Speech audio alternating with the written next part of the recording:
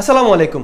সম্প্রতি তথ্য উপদেষ্টা মাহফুজ আলম মুক্তিযুদ্ধকে ম্যাটিকুলাস ডিজাইন বলে উল্লেখ করে এক মারাত্মক বিভ্রান্তি ছড়ানোর চেষ্টা করেছেন। আজকের এই ভিডিওতে আমরা সেই অপপ্রচারের জবাব দেব।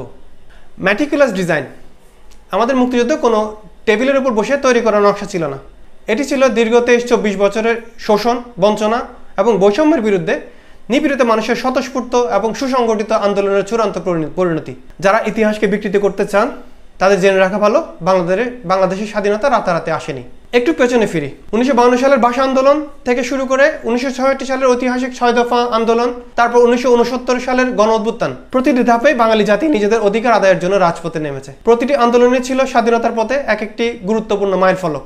এটা ছিল আমাদের স্বাধিকারের সংগ্রাম, যা ধাপে ধাপে স্বাধীনতার দিকে এগিয়ে গেছে। দীর্ঘ আন্দোলনের মূল নেতৃত্ব দিয়েছে জাতির পিতা বঙ্গবন্ধু শেখ মুজিবুর রহমানের নেতৃত্বাধীন বাংলাদেশ আওয়ামী লীগ। বঙ্গবন্ধু ছিলেন আপসহীন এক নেতা, যিনি বাঙালি জাতিকে স্বাধীনতার মন্ত্রে দীক্ষিত করেছিলেন। তিনি আমাদের স্বপ্ন দেখিয়েছিলেন একটি স্বাধীন দেশের। এরপর আসে 1970 সালের ঐতিহাসিক সাধারণ নির্বাচন।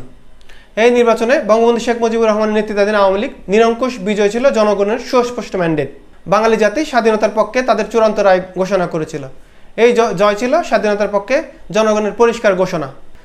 কিন্তু পাকিস্তানি শাসক গোষ্ঠী জনগণের এই রায়কে উপেক্ষা করে ক্ষমতা হস্তান্তরে অস্বীকৃতি জানায়।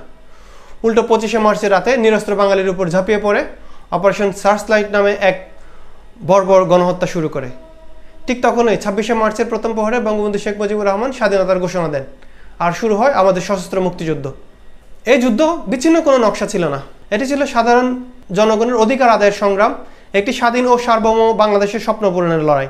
30 লক্ষ শহীদের আত্মত্যাগ এবং 2 লক্ষ মা বোনের সম্ভ্রমের বিনিময়ে আমরা পেয়েছি আমাদের লাল সবুজের পতাকা, পেয়েছি স্বাধীন বাংলাদেশ। যারা ইতিহাস বিকৃতি করে আমাদের গৌরবময় মুক্তিযুদ্ধকে হালকা করতে চান, তাদের এই অপপ্রয়াস কখনো সফল হবে না। আমাদের মুক্তিযুদ্ধ ছিল ইতিহাসের স্বাভাবিক গতিপথের জনগণের অধিকার আদায়ের সুদীর্ঘ আন্দোলনের চূড়ান্ত ফসল। এই ধরনের অপতত্ত্ব দিয়ে ইতিহাসকে কলঙ্কিত করার যে কোনো প্রচেষ্টাকে আমরা তীব্র নিন্দা জানাই। আমাদের ইতিহাস, আমাদের গৌরব আমরাই রক্ষা করব।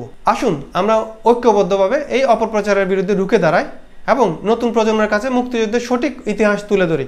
এই ভিডিওটি শেয়ার করে ছড়িয়ে দিন, যাতে ইতিহাস আমাদের সবার কাছে পৌঁছায়। আমাদের মুক্তিযুদ্ধ নিয়ে কোনো মিথ্যাচার নয়।